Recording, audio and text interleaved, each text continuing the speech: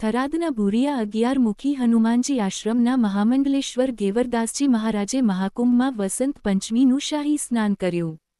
થરાદ તાલુકાના ભૂરિયા ગામના 11મુખી હનુમાનજી આશ્રમના મહંત શ્રી ગેવરદાસજી મહારાજને 26 જાન્યુઆરીએ પ્રયાગરાજ મહાકુંભમાં અન્ય ખાડા, ચતુર સંપ્રદાય, જગદગુરુ, દ્વારાચાર્ય, મહામંડલેશ્વર, સંતો મહંતોની હાજરીમાં મહામંડલેશ્વરની પદવી એનાયત કરવામાં આવી હતી. તેમના ગુરુદેવ જગદગુરુ વાસુદેવાચાર્યજી કુબાદ્વારાચાર્યના મારવાડ નગર ખાલસા ખાતે પૂ ગેવરદાસ મહારાજ તેમના ગુરુદેવ સાથે આવતા શ્રદ્ધાળુઓ માટે સતત સેવાકીય કાર્યમાં લાગેલા છે. મહામંડલેશ્વર પદ મળતા તેમના 11મુખી હનુમાનજી ભૂરિયા કુબાજીનગરના નેજા હેઠળ શ્રી 1008 મહામંડલેશ્વર ગેવરદાસજી મહારાજે તેમના ગુરુદેવ વાસુદેવાચાર્યજી મહારાજ સાથે વાજતે ગાજતે ત્રિવેણી સંગમ સ્થાને વસંત પંચમી નિમિત્તે શાહી સ્નાન કરી આસ્થાની ડૂબકી લગાવી હતી.